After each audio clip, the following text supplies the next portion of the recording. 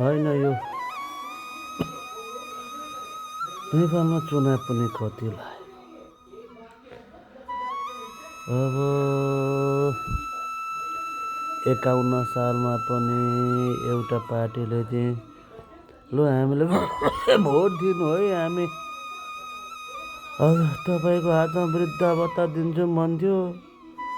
त्यो बेला लाग्यो आफू सरकारी कर्मचारी भएको भए पो पेन्सन आउँथ्यो, पेन्सन आउँदैन, मजदुर पर्यो। अब मजदुरलाई पनि पेन्सन दिन्छ भने हालौँ त है भोट भनेर हाल्यो, त्यही मेरो पार्टीले जित्यो, पेन्सन दिइरहेछ, भत्ता वृद्ध भत्ता दिइरहेछ, पेन्सन त छैन। अनि अहिले यसो टेलिभिजन हेरौँ त फेसबुक हेरौँ, नातिले उता अमेरिकाबाट एउटा मोबाइल पठाइदिएको छ हेरौँ, तिनै 51 सालमा लडेका मोराहरू फेरि उठेर हामीलाई भोट दिनु पर्यो, हामी नि हौँ वृद्ध भत्ता दिने भनेर भनेको सुन्छु। अब 31 वर्षसम्म एउटै नारा लिएर हिँडेका छन्, खै त्यस्ताले के देश परिवर्तन गर्लान्। अस्ति नाति पनि भन्दै थियो,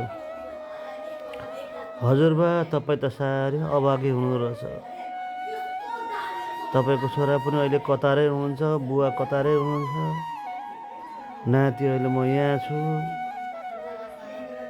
यस्तो बुढो हुनुभयो र पनि छोरा नातिको फोनबाट त माया पाउनुहुन्छ नि, त्यहाँ आएर स्याहार सुसार गर्न पाइएन।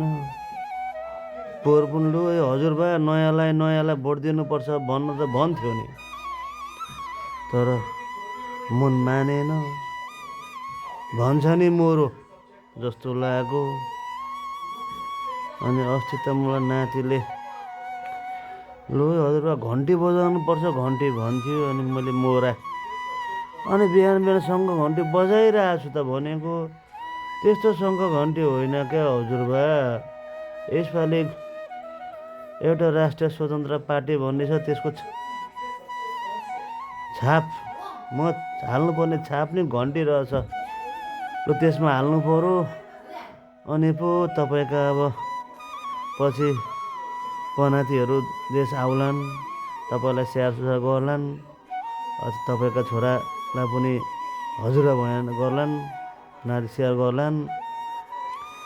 अब त्यही वृद्ध भत्ता दिएको पार्टीलाई नि भन्नुभयो भने त फेरि तपाईँको कुनै पनि पिँढी देशमा आउँदैनन् भन्दै थियो। अनि यसो सोचेँ, होइन अब यो नयाँ पार्टीले आफ्नै सन्ततिलाई विदेश जान रोक्छ भने, त्यस्तो शिक्षामा स्वास्थ्यमा सुधार गर्छ भने त दिउँ न भन्ने लाग्यो।